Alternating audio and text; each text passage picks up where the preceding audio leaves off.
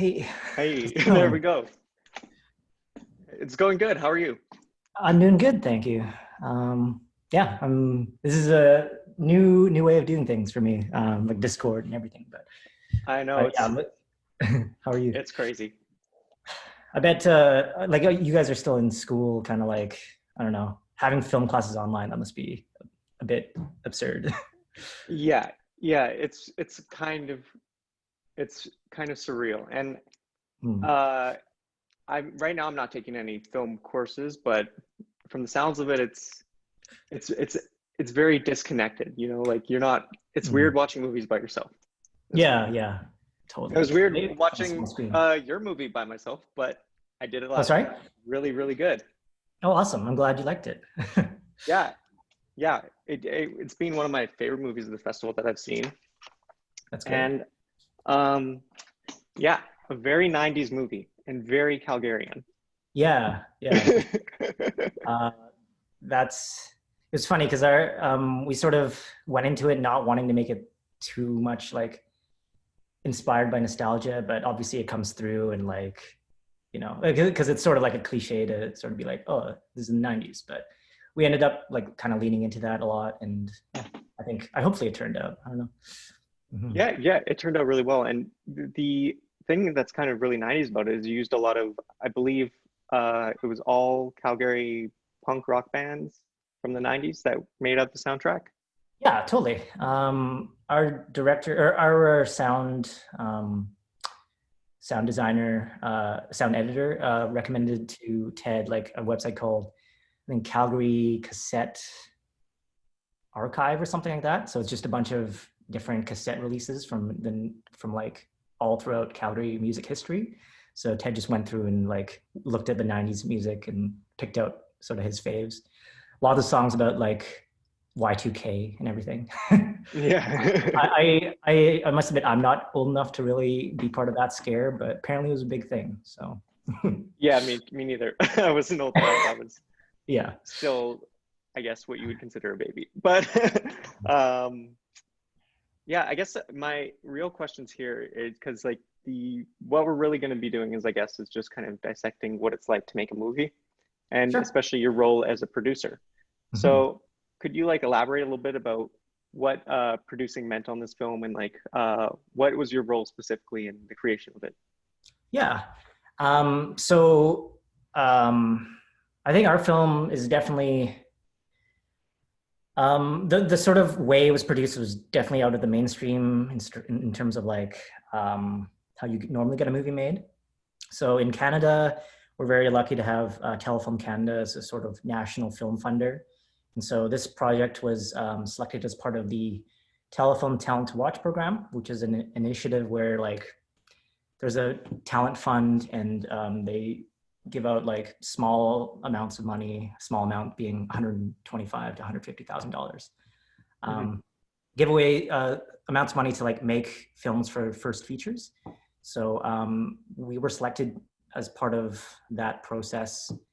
Um, we sort of went through the Calgary Society of Independent Filmmakers. So all across the country, there's different organizations and film schools who are allowed to put forth a sort of project for this fund. And so CSIF put forth our project in 2018. Um, and yeah, we were first time feature filmmakers. So a lot of it was figuring it out on the fly what it means to produce a feature.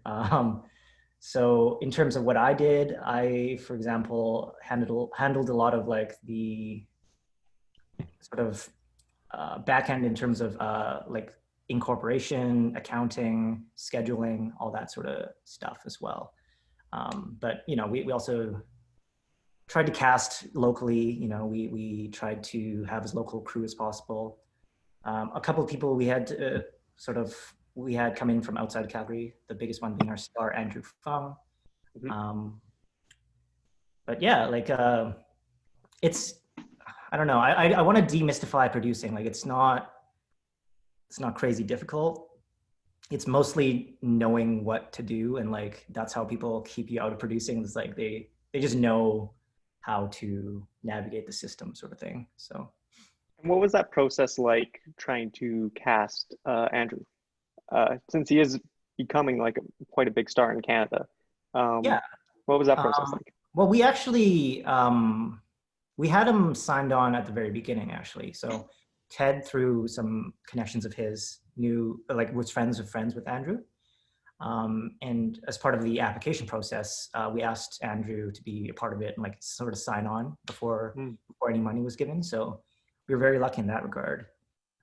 Andrew is also he's a wonderful person and like very much into helping develop sort of local talent. So he was very enthusiastic about the project. Um, and another thing too is like, I feel as if, you know, he's a great actor and he's, you know, got a great role on Kim's Convenience, but Mm-hmm. I have a feeling that he wanted to expand his like acting sort of resume, so to speak, you know, like because he's mostly known as that character Kim Chi from Kim's Convenience. Yeah, I'm sure every actor, you know, wants different roles and things too, but we yeah, were very happy to give him like a because great role. the role of Brent is kind of comedic and kind of not at the same time. Like Totally. it is kind of funny how bad he wants to implement the triangle method, Yeah. but like you do feel like he's kind of got this sadness to him where it's just like this is all he has. And it's like, For sure. I that's what I really loved about it too. Like speaking as a sort of like in terms of my own experience, it also feels like very authentic to kind of being an outsider. And if I may even go so far as to say like growing up as an Asian Canadian too, mhm, wanting to striving to like almost like assimilate in a way, like you're studying this method that you've seen work so well. Um, and like inhabiting that, like knowing it in and out, but like maybe not knowing exactly that like there's a lot you need to do to implement that. Sort of like, I don't know, to me it really resonated to me, that role, just like the striving that went into his character. mhm. Yeah, I don't know, I don't know if that makes sense, but I thought that was a really great, like Ted wrote that character very well for that reason. Yeah, it's really well written, his character. And so is the other coach, Coach Davidson. Mm-hmm. Um, and actually, that will kind of bring me to my next kind of question, which is, I guess, casting in general. What was that process like? Was it union? I think it probably was, right? Yeah, it was union, but the union in Calgary doesn't have very many like child or like teenage performers. Hmm. So in actuality, I think all the adults were union, all the children were not, Mm, and children meaning teenagers, yeah. or most of them were not anyway, to my knowledge. So like because you know they didn't have many teenagers, we did audition pretty much every union teenage actor in Calgary and Alberta.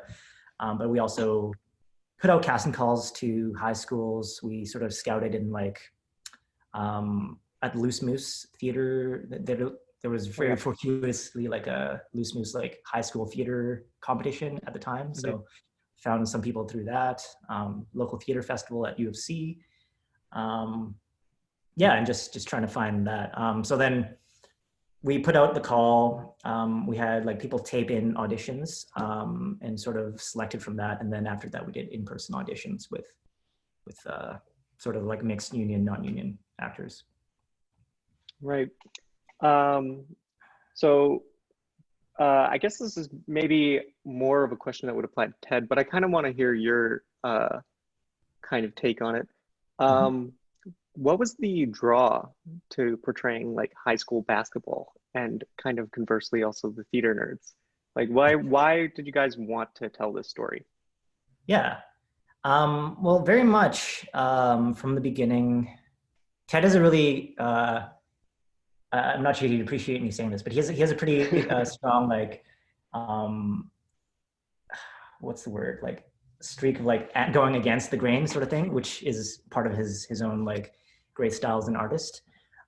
So we wanted to almost uh, play against the tropes of a sports movie. So this is very much like our idea of like an anti-sports movie, Hmm. where we're like showing that, yeah, like sports aren't like the everyday experience of sports is not like the thing you see like in, for Yeah. example, the Ben Affleck movie, The Way Back or whatever, like very Yeah, dramatic, exactly. that sort of thing. And so part of that is obviously opening it up to more than just the sports people. So like the drama Mhm. kids, I know Ted made this is a very autobiographical type of film to him, and I have no Mhm. doubt he also identifies a little bit with like all the characters, like both basketball and the drama nerds. But that's also partially why we included like the gender. We wanted to get a sense of like, yeah, a sense of life that's a sort of slice of life of the 90s in high school, being like apart from like the, you know, being a part of apart from the sort of crazy dramatic things, which I think is sort of how it feels to be a Canadian almost. Like you're in some sense American, but in some sense you're like apart from that. And Mhm. you talk about American pop culture, like in The Matrix. Talk about like American sports, like in like the Phil Jackson and the Bulls.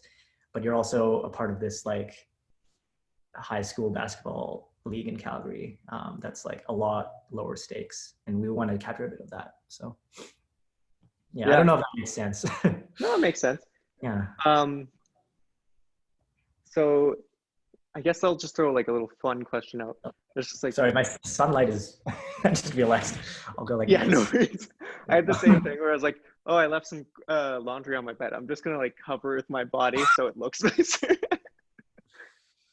Just subtly try to do that. Yeah. I guess like the fun question is, it's like, how much do you like The Matrix?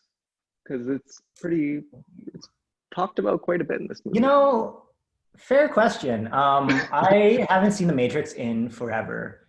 Yeah. I'm a little bit, I'm a little bit like not totally on the side of the Matrix. Like I don't know. I think it's a good movie. It's fine, but it's like the character talking about The Godfather. I think it's overrated a little bit. I think it's controversial. But everyone on our Ted really likes it. Our DOP really likes it. Yeah. I can understand if I'm not in the majority there. Well, there's definitely a strong feeling of like film nerd stuff just packed into the movie because a lot of the dialogue between the players and like even the actors and janitors and everybody, they're all talking about movies a little bit. So Yeah. it's kind of in a way a movie about movies. Oh, for sure. Well, it ends on talking about Jack, so I wonder. Yeah. I haven't seen Jack either, but Yeah, the it actually has that really good line at the end. Well, I don't. I guess I don't really want to spoil it, but fair. the punchline is it's like basically, oh, we're still talking about Jack, Yeah, yeah, and that yeah. really got me. Uh, um, so I guess a good question for people who are interested in this kind of stuff Mhm, is you guys made the movie mhm, and now you're in the position of trying to get into festivals. And I mhm, suppose, I guess that's another extension, I'm assuming, of the producer's role. Uh, mhm. what's that process like applying for festivals and getting into something like CIFF? Yeah, good question. We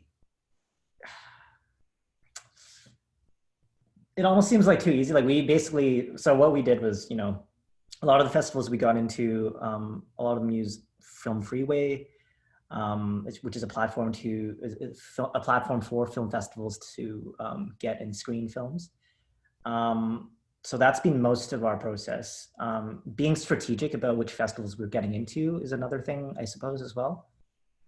So we wanted to, our main goal was to get into TIFF, which didn't happen. That's fair enough.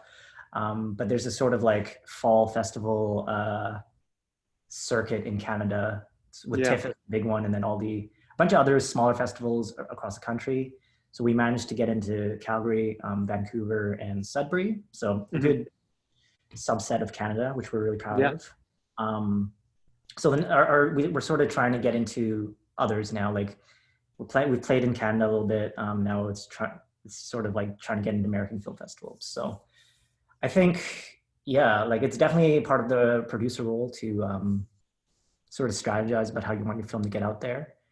Um, our film was always, we always thought of it as almost like a art house high school comedy, which is like Hmm.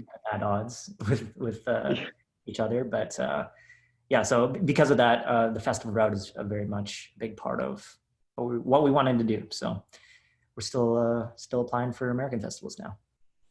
It is a really special movie, I think, especially for Calgary, because there's not a lot of films that Mm. openly talk about being in Calgary and being, you know, that connection to the city. And the city plays kind of this background role in the entire film. How important was that to you guys?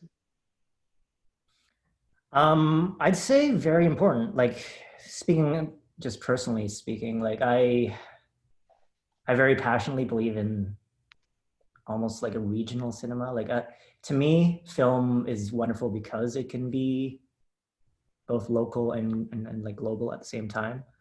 Um, and so the thing I hate the most is like, you know, films that purport to be from anywhere USA, like Mm. especially Canadian films that, I mean, it might sound like I'm calling out films, other films, but whatever. Um, Films that like are made in Canada that like are set in like generic Anytown USA kind of tick me off a little bit, because it's like you have the ability to tell really interesting stories, but you choose to sort of defer to what you think will sell in America, which is that.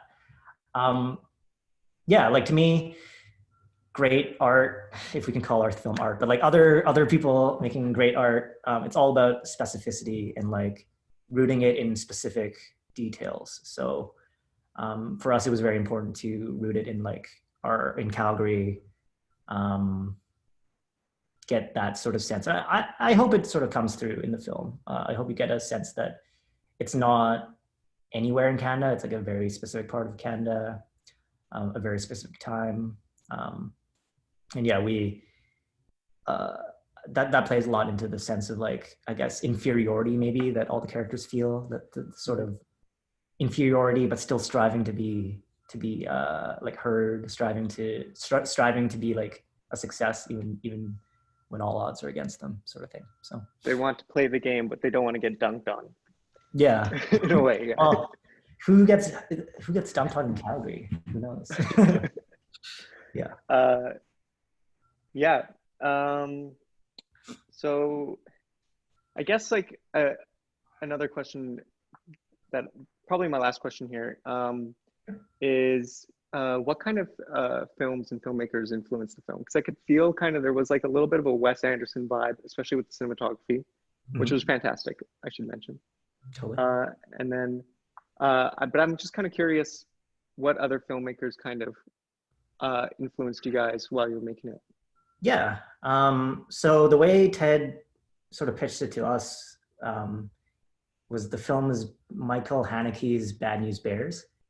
So Okay. Haneke for sure, because I think specifically there's a film called 71 Fragments of a Chronology of Chance that Ted was very directly inspired by. And it's very different. It's like it's about a bank robbery, or like a shooting at a bank that goes awful, and like you wouldn't think it's sort of inspired by that, but sort of like the art house, you know, vibe of like having locked off cameras and sort of detached perspective. Roy Anderson is another big one, big reference for Ted.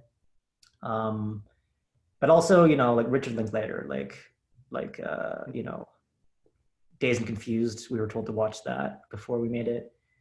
But you know, like Bad News Bears, obviously. And yeah, definitely Wes Anderson, and yeah, I'm trying to think of what else. Our DOP sort of mentioned he was inspired a little bit by Nashville, Robert Altman's Nashville. Yeah, just that sort of like European art house vibe, but mixed with sort of the American hangout movie, I think. If I could be so bold as to say that. I speaking it out sounds pretty pretentious, so apologies for that. But No yeah. worries. uh, so I know Zach's in the chat. I don't know if Zach wants to add anything. Hello, Zach. I'm the only. I Uh, know, I know. But the good thing is I am recording this so more people will be able to watch it later on yeah, YouTube. I also just muted myself because I didn't just want me hanging out distracting the I thought it was kind of funny when you just showed up for about 2 minutes there, just eating a piece of bread with jam on it. It's like the question I had, and I don't know if you'd be able to like know the insight into it, but it's kind of impressive how like all the young actors really like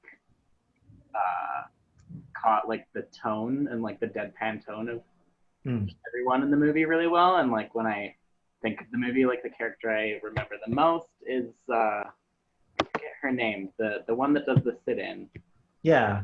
Yeah. Claire, the character Claire. Claire, yeah. And I feel like she almost like does the deadpan the best, and like her performance was just so funny, and she's like so young. So like how did you guys kind of translate that kind of vibe to the actors and that like style? That's a great question, Zach. Thanks for asking. We had a pretty, I'm not gonna say extensive, but like we had a good week and I think maybe week and a half of rehearsal time. That I think was very crucial to us finding good performances with the child actors or teenage actors. So yeah, we like a week or maybe 2 weeks before the movie, we rented out like a space, had rehearsals with actually I think all the actors, because Ted comes from a pretty, he has a background in theater, so he's sort of used to doing that sort of process with theater. And I think it works pretty well for us. I would, if any aspiring filmmakers out there, I would definitely recommend getting rehearsal time because it helps us out so much. And yeah, that's basically it. And like obviously finding good actors too. So Isra, who plays Claire, was special for us because she was one of the actors who had no prior film experience before. Oh, wow. So we found her through, like I mentioned to Anton before, we found her through like a call to high schools everywhere. So yeah, we were very happy to be able to do that. And then I think that's the sort of thing that you can do with indie film that you can't do with like $1 million budget. Like you can sort of gamble on like unknowns. And that's what I'm very proud of this film for finding this talent. And also one more thing, I also want to shout out our casting director too, Sue Bristow. She really helped us a lot through the casting process and helped us find a lot of the other actors, other child actors who were like a bit more, who had like representation, and helped us figure out our way of putting out a call to everyone. So I'd also recommend, if you could, find like a way to work with a casting director as well. Yeah, the casting seemed like pretty phenomenal all around. Like all the roles were just so perfect. So Thank you. Something that I don't think about a lot when like making a film is like an actual casting director. But yeah, and you know, it's also a thing where ACTRA also helped out a lot too. Like the people, the performers, since we are a union set, ACTRA performers are also great. Like it seems like a lot of work to go through that to get ACTRA actors, but I think they're worth their weight in gold as well. I mean, there's also really wonderful non-union performers. You know, half our performers are non-union as well, but ACTRA has like independent production like agreements for like young filmmakers as well. So I'd recommend seeing if you can get that if you are trying to make a short or something like that. Great. Yeah. Awesome.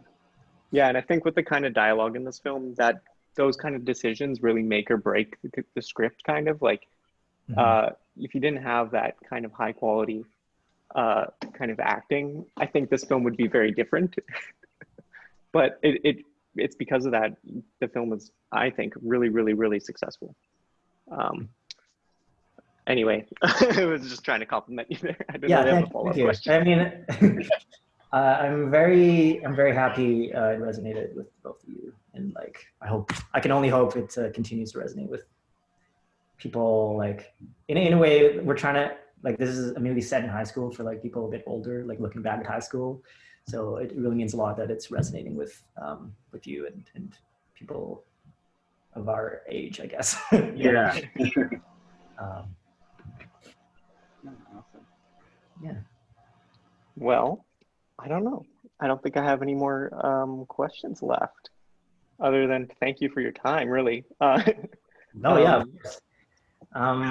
I also, I have a soft spot in my heart for the Film Society because I was both a part of it and like helped run a little bit in my time there. So happy to see it still going on strong.